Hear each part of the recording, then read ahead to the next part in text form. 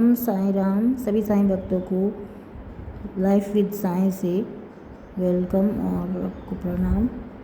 आज हम अध्ययन साईं सच्चित्र का अध्याय 49 करेंगे। तो चलिए, श्री साईं सच्चरित्र हिंदी में अध्याय 49 अध्याय 49 परीक्षा। श्री हरि कानोबा सोमदेव स्वामी नाना साहब चांदोरकर की कथाएं।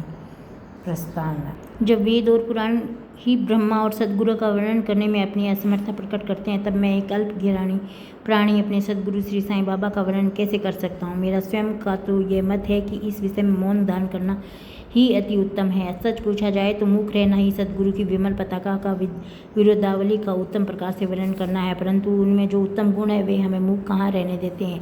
यदि स्वादिष्ट भोजन बने, मित्र और संबंधी आदि साथ बैठकर ना खाए तो वह नीरस सा प्रतीत होता है, और जब वही भोजन सब एक साथ बैठकर खाते हैं तब उसमें कोई विशेष प्रकार की सुस्वादिता आ जाती है।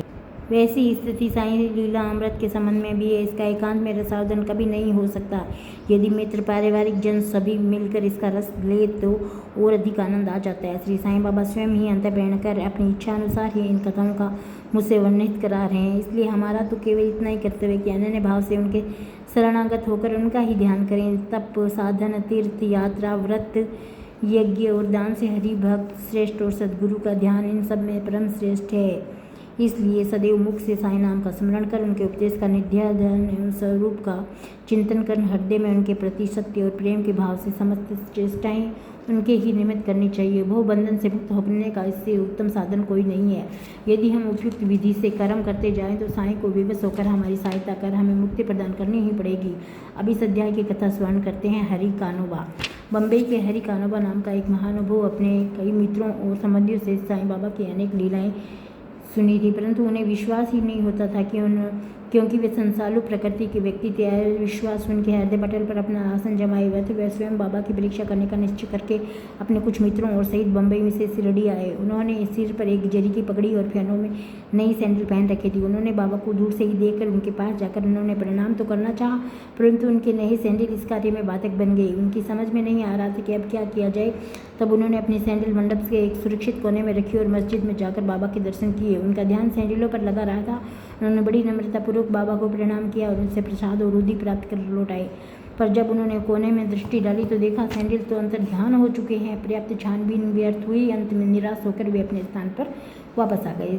स्नान, पूजन, नैवेद्य आदि अर्पित करके वे भोजन करने को बैठे थे, परंतु वे पूरे समय उन सैंडलों के चिंतन में नहीं मगन रहे। भोजन कर मुंह हाथ धोकर वे बाहर आए तो उन्होंने एक मराठा बालक को अपनी ओर आते देखा, जिनके हाथ में डंडे के कोने पर एक नए सैंडलों का जोड़ा लटका हुआ था। उस बालक ने हाथ धोने के लिए बाहर आने वाले लोगों को कहा कि बाबा ने मुझे ये डंडा हाथ में देकर रास्ते में घूम कर हरि का बेटा, जरी का बेटा की फेंटा की पुकार कर लगने को कहा है, तथा जो कोई कहे कि सैंडल हमारे हैं, पहले उससे पूछना कि क्या उसका नाम हरि है, उसके पिता का नाम अर्थात कानोबा से है, साथ ये भी देखना कि जरीदार साफा बांधे हुए या नहीं, तब उन्हें ये दे देना। बालक का कथन सुनकर हरि कानोबा को बेहद आनंद व आश्चर्य हुआ। उन्होंने आगे बढ़कर बालक से कहा कि हमारे ही सैंडल है, मेरा ही नाम हरि और मैं ही कानोबा हूँ, कानोबा का पुत्र हूँ। यह मेरा जरी का साफा देखो। बालक संतुष्ट हो गया, सैंडल उन्हें दे दी। उन्होंने सोचा मेरी जरीदार पगड़ी तो सब दिख रही हो सकता है बाबा की भी दृष्टि आ गई हो, परंतु यह मेरी शिरडी यात्रा का प्रथम अवसर है। फिर बाबा को यह कैसे विदित हो गया कि मेरा ही नाम हरि है और पिता का नाम कानोबा है। वह तो केवल बाबा की परीक्षार्थ वहाँ आया था। उसे इस घटना से बाबा की महानता विदित हो गई। उसकी इच्छा पूर्ण हो गई और वह हर्ष घर लौट गया। सोमदेव स्वामी। अब एक दूसरे संसालु व्यक्ति की कथा सुनिए जो बाबा की परीक्षा करने आया था। काका साहब दीक्षित के भ्राता भी भाई नागपुर में रहते थे। जब वे 1806 में हिमालय गए तब उनके गंगोत्री घाट के नीचे हरिद्वार के समीप उत्तरकाशी में एक सोमदेव स्वामी से परिचय हो गया। दोनों ने एक दूसरे को पते लिखे। 5 वर्ष पश्चात सोमदेव स्वामी नागपुर में आए और भाजी के यहाँ ठहरे हुए। साईं बाबा की कीर्ति सुनकर उन्हें बड़ी प्रसन्नता हुई। शिरडी आकर बाबा के दर्शन करने की तीव्र उत्कंठा हुई। मनमाड़ और कोपरगांव निकल जाने पर तांगे में बैठकर शिरडी को चल पड़े। शिरडी के समीप पहुंचने पर उन्होंने दूर से मस्जिद पर 2 ध्वज लहराते देखे। सामान्यतः देखने में आता है कि भिन्न भिन्न संतों का बर्ताव, रहन सहन और बाहरी सामग्रियाँ प्राय भिन्न प्रकार की रहा करती है, परंतु केवल इन्हीं संतों का योग्यता का आकलन करना बड़ी भूल है। सोमदेव स्वामी कुछ भिन्न प्रकृति के थे। उन्होंने जैसे ही ध्वजों को लहराते हुए देखा तो सोचने लगा, बाबा संत होकर इन ध्वजों में इतनी दिलचस्पी क्यों रखते हैं। क्या इससे उनका सनातन प्रकट होता है? ऐसा प्रतीत होता है कि संत अपना कीर्ति इच्छुक है।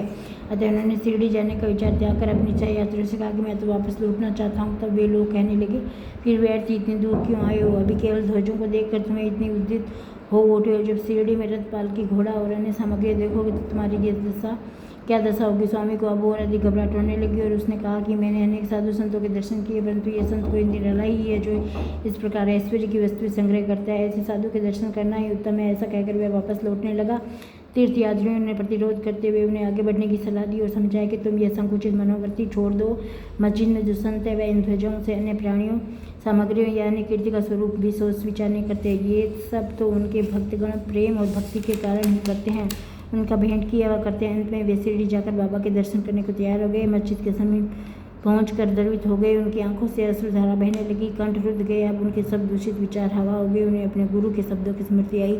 मन जहाँ अति प्रसन्न और आकर्षित हो जाए उसी स्थान को अपना विश्राम धाम समझना चाहिए। वे बाबा की चरण रज में लौटना चाहते थे, परंतु जब उनके समीप गए तो बाबा ने एकदम क्रोधित होकर जोर जोर से चिल्लाकर, हमारा सामना हमारे साथ रहने दो, हमारा सामान हमारे साथ रहने, तुम अपने घर जाकर लौट जाओ। सावधान, यदि फिर कभी इस मंदिर के सीढ़ी चढ़े तो ऐसे संत के दर्शन ही क्यों करने चाहिए जो मस्जिद पर ध्वजाएं लगा कर रखे? क्या ये संतपन के लक्षण है? एक क्षण भी यहाँ ना रुके। अब उसे अनुभव हो गया कि बाबा ने अपने हृदय की बात जान ली और वे कितने सर्वे थे। उसे अपनी प्रवृत्ति पर हंसी आने लगी तथा उसे पता चला कि बाबा कितने निर्विकार और पवित्र है। उसने देखा कि किसी को हृदय से लगाते, किसी को हाथ से स्पर्श करते, किसी को सांत्वना देकर प्रेम दृष्टि से निहारते हैं, किसी को उद्दी प्रसाद देकर सभी प्रकार के भक्तों सुख संतोष पहुँचा रहे। फिर मेरे साथ ऐसा रूखा बर्ताव अधिक विचार करने पर इस निष्कर्ष पर पहुंचे कि इस कारण मेरे आंतरिक विचार ही थी। इस शिक्षा ग्रहण कर अपना आचरण सुधारना चाहिए। बाबा का क्रोध तो मेरे लिए वरदान स्वरूप है। अब ये कहना व्यर्थ ही होगा। बाबा की शरण में आ गए हो, उनके परम भक्त बन गए हो। नाना साहब चांदोरकर। अंत में नाना साहब चांदोर की कथा लिखकर हेमाड़ पंत ने यह अध्याय समाप्त किया। एक समय नाना साहब मालसपति लोगों के साथ मस्जिद में बैठे हुए थे। वेजापुर से एक सम्राट यवन परिवार के साईं बाबा के दर्शन आया। कुलवंतियों के लाज रक्षण भावना देखकर नाना साहब वहाँ से निकल जान, परंतु बाबा ने उन्हें रोक लिया। स्त्रियाँ आगे बढ़ी और उन्होंने बाबा के दर्शन किए। उनमें से एक महिला ने अपने मुंह पर घूंघट हटाकर बाबा के चरणों को प्रणाम किया। फिर एक महिला ने घूंघट डाल लिया। नाना साहब को उसके सौंदर्य से आकर्षित हो गए और एक बार फिर पुनः छवि देखने को लालायित हो उठे। नाना के मन की व्यथा जानकर उन लोगों को जाने जाने के बाद बाबा ने उनसे कहने लगी, नाना क्यों व्यर्थ में मोहित हो रहे हो? इंद्रियों को अपना काम करने दो, हमें उनके कार्य में बाधक नहीं होना चाहिए। भगवान ने ये सुंदर सृष्टि निर्माण की है, अतः हमारा कर्तव्य कि हम उसके सौंदर्य की सराहना करें। यह मन तो क्रमशः स्थिर है और जब सामने का द्वार खुला है तो हम पिछले द्वार से क्यों प्रवेश? चित्त शुद्ध होते हुए फिर किसी का कष्ट का अनुभव क्यों नहीं होता है? यदि हमारे मन में कुविचार नहीं है तो हमें किसी से भयभीत होने की आवश्यकता नहीं है। नेत्रों को अपना कार्य करने दो, इसके लिए तुम्हें लज्जित तथा विचलित नहीं होना चाहिए। उस समय सामा भी वहाँ थे, उनकी समझ में नहीं आया आखिर बाबा के कहने का तात्पर्य क्या। इसलिए लौटते समय इस विषय में उन्होंने नाना से पूछा। उस परम सुंदरी के सौंदर्य को देखकर जिस प्रकार वे मोहित हुए थे वे जानकर बाबा ने इस विषय पर जो उपदेश दिए उन्होंने उसका संपूर्ण वृत्तांत उसे श्यामा को इस प्रकार समझाएगा। हमारा मन स्वभावतः ही चंचल है, पर हमें इसे लंपट नहीं होने देना चाहिए। इंद्रिय चाहे भले ही चंचल हो, परंतु हमें अपने मन पर पूर्ण नियंत्रण रखकर उसे अशांत नहीं होने देना चाहिए। इंद्रिय अपने विषय पदार्थों के लिए सदैव चेष्टा किया करती है, पर हमें उनके वशीभूत होकर उनके इच्छित पदार्थों को समीप नहीं होना चाहिए। क्रम से प्रयत्न करते रहने से इस चंचलता को नियंत्रित किया जा सकता है। यद्यपि उन पर पूर्ण नियंत्रण संभव नहीं है तो भी हमें उनके वशीभूत नहीं होना चाहिए। यदि हमें किसी प्रकार के कुविचार ना जाए तो हमें लज्जा और भय की आवश्यकता ही क्या है। यदि मन को निश्रेष्ठ बनाकर ईश्वर के सौंदर्य को निहारो तो इंद्रिय सहज और स्वाभाविक रूप से अपने वश में आ जाएगी और विशाल आनंद लेते समय भी तुम्हें ईश्वर की स्मृति बनी रहेगी। यदि उसे बाहरी इंद्रियों के पीछे दौड़े उनसे लिप्त रहने दोगे तो तुम्हारा जन्म मृत्यु के पास से कदापि छुटकारा नहीं होगा।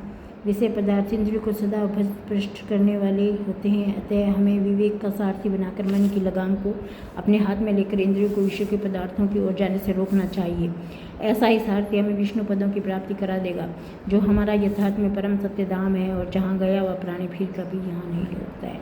श्री सद्गुरु साईनाथ अर्पण वस्तु। शुभम भवतु। ओम साई राम।